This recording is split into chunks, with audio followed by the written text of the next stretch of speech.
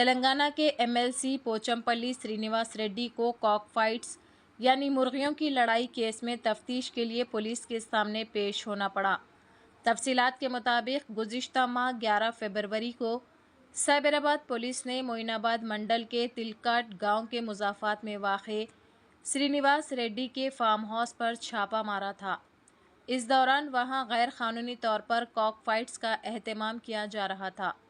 इस केस में नामजद होने के बाद MLC Srinivas Reddy Moinabad police station में तफ्तीश के लिए हाजिर हुए।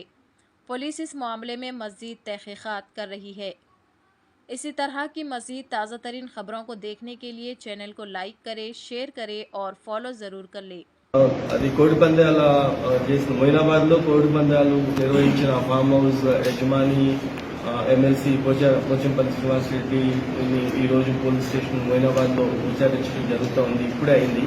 ఇంకా వాళ్ళు ఆ రిపోర్ట్ తీసుకొని వస్తే గానీ దాంట్లో విషయాలు తెలుస్తాయి. ఇప్పుడు పిలవలేదు. ఇంట్రాగేషన్ రిపోర్ట్ చూసిన తర్వాత డెసిషన్ తీసుకుంటాం. కోళ్ల పందాలు ఆడించింది ఎవడో గబ్బరాంతో. ఈ కోళ్ల పందాలు అక్కడ ఆడిన తర్వాత తెలిసిన తర్వాత రెవెన్యూ వాళ్ళకి మనం ఈ భూమి ఎవరిది అనేది, లేకపోతే ఏదైనా ప్రాస్టిట్యూషన్ జరిగితే ఇల్లు ఎవరిది, గ్యాంబ్లింగ్ జరిగితే ఇల్లు ఎవరిది జనరల్ గానే మున్సిపల్ వాళ్ళకి రాస్తాం. రాసేదాకా అది ఎవరిదో ఎట్లా తెలుస్తుంది? అది వ్యవసాయ భూములు. అది దాంట్లో అవన్నీ పార్టీకి సంబంధించిన